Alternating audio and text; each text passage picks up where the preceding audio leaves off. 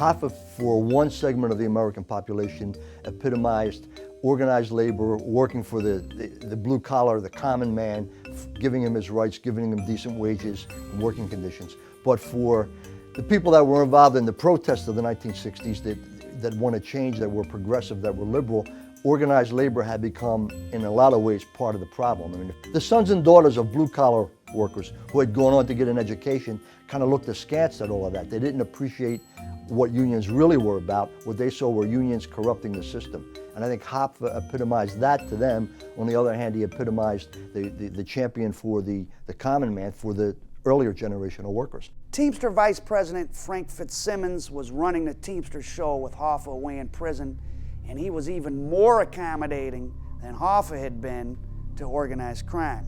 But Fitzsimmons just allowed everyone to do their thing. That's the way he liked it, and that's the way the vice presidents liked it, and that's the way the mob liked it.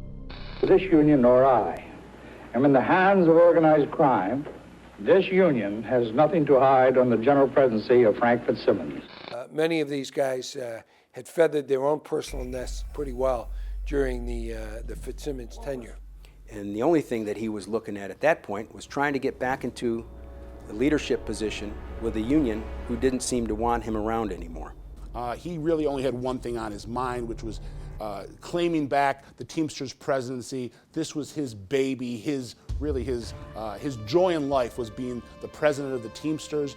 Even though he had been involved with organized crime, he always figured it was a 50-50 relationship where he was getting things from them and returning for giving things to them, not only personally but for the labor movement. He thought that Frank Fitzsimmons had become a lackey for the members of organized crime, and he was very interested in getting back into the Teamsters Union. He was going to do whatever he could to get his power back, and if that involved agreeing to or deciding to take some of the mob influence out of the union, Hoffa was willing to do that to get the power back. Hoffa's desperation reached a point where my sources in the federal government tell me that he actually became an FBI informant. This is a well-kept secret in the fact that it really hasn't been public record, but that Hoffa was actually a full-fledged informant by the end. There was an actual quid pro quo between Hoffa and his handlers in the federal government and the FBI that in exchange for Hoffa feeding them information about what he knew, the FBI, the federal government, was going to help lift the restriction on Hoffa's ability to run for the presidency of the Teamsters, and that he would be allowed to run in 1976. The word on the street was that Hoffa's restriction was most likely to be lifted was really a problem for the mob, in the sense that they realized that Hoffa had enough support and enough momentum behind him that he could easily win that 1976 election. From Machiavelli, fortune favors the bold. He was going to make a bold move to try to come back. But I think there were just too many players involved, too many people who didn't want him to come back, and he couldn't control all the events and all the players, as he could have maybe 20 years earlier when he was at the peak of his power in the Teamsters Union. So Hoffa's relationship with the mafia is quickly deteriorating. His really only life raft at this point are the Giacalone brothers, Anthony Tony Jack Giacalone and Vito Billy Jack Giacalone, the street bosses of the Detroit Mafia, the men that are really the faces of organized crime in Detroit. They do all the dirty work, they're the junkyard dogs, and they have long been Hoffa's contacts. The Detroit family goes way back. I mean, it's one of the original families. It's part of the commission, part of the National Commission. Through my years of undercover work, I don't believe that I was ever able to really penetrate the mob, the Detroit Mafia, if you will. These people had charisma.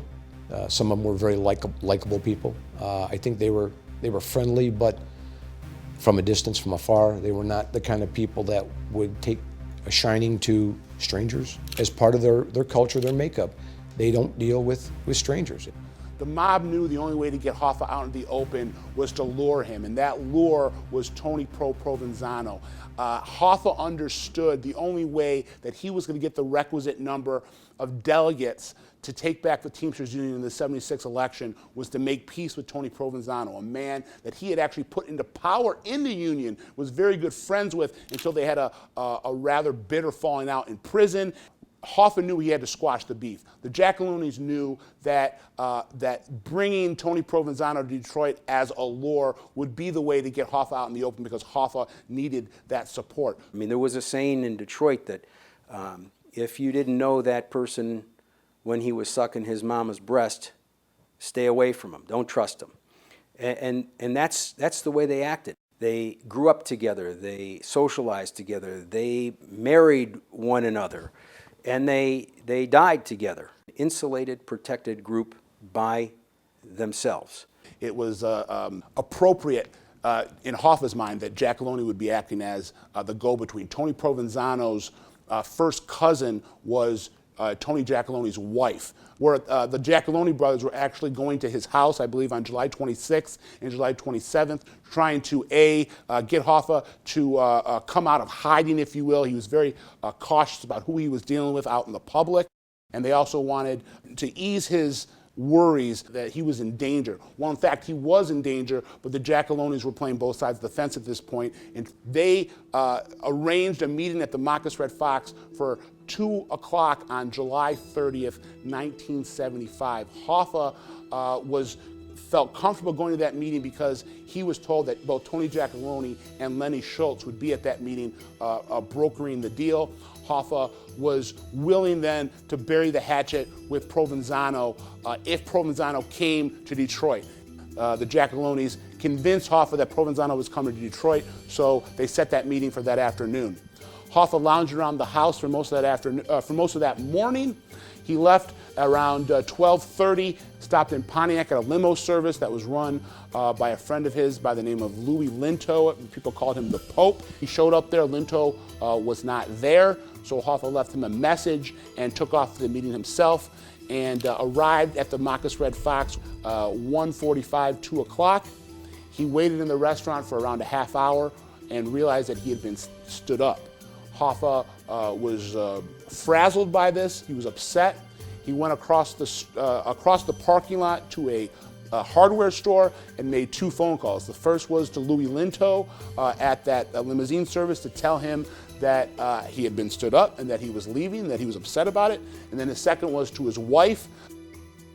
At this point, Hoffa is seen walking to his car in the parking lot. It's around 2:45, and he is met by a Mercury Marquis, according to witnesses, was occupied by 3 men. 2 men in the front seat and 1 in the back. Hoffa is seen getting into this car, and the car is seen driving away onto Telegraph Road, never to be seen again. And with this disappearance really started arguably the most fascinating mystery in the criminal annals of America. The most prominent labor leader in America just disappears and nobody saw anything. Even though his wife was concerned and was calling people, nobody was overly concerned about an adult male not coming home at 5, 6, 7, 8 o'clock at night. I mean, that's been known to happen. The Hoffas are reportedly under heavy guard here. But late this afternoon, the family broke its silence and asked for public assistance in the search for Jimmy Hoffa. I have asked anybody who might have information concerning my father's whereabouts to please come forward. Agents in the organized crime units in every major city, but particularly New York, New Jersey, Detroit, Chicago, Boston, were all taking every effort they could to establish any connection or any interaction between the cities. These were almost all face-to-face meetings in private settings. I remember the time period. People were running around with shovels, digging holes in fields all around Metro Detroit. The whole experience when I first got to Detroit is, this is just like the movies. You know, I'd always wanted to be an FBI agent, and now it seemed like you were going from one major case to another.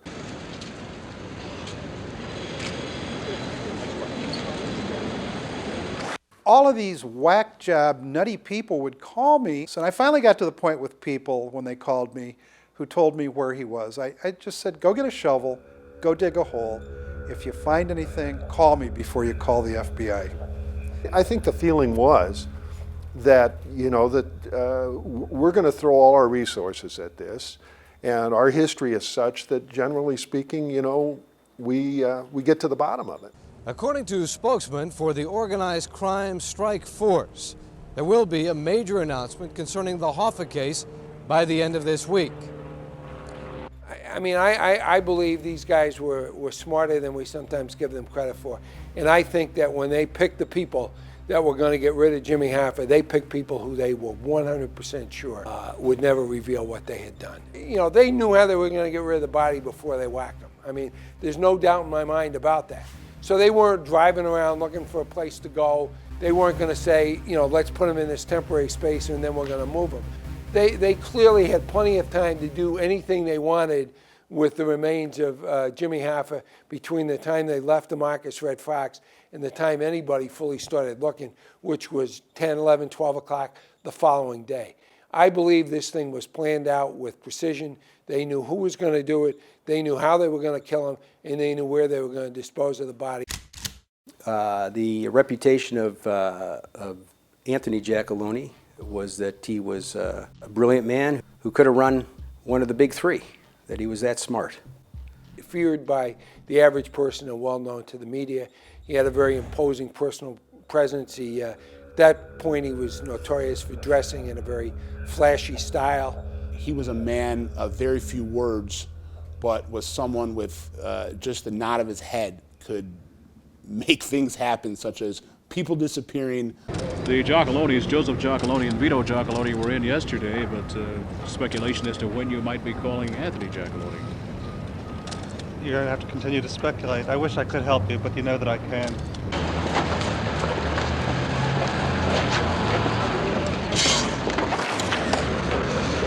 Client pled the fifth or not, Mr. Early? I can only assume he did. I advised him to do that. He was only in there a short minute or two, and he came out. I didn't ask him the question. I assume he did. You have no idea what kind of questions may have been put to him there? I doubt if they got past his name and address. Tony Giacalone that day shows up at the Southfield Athletic Club, spends the entire day at the Southfield Athletic Club.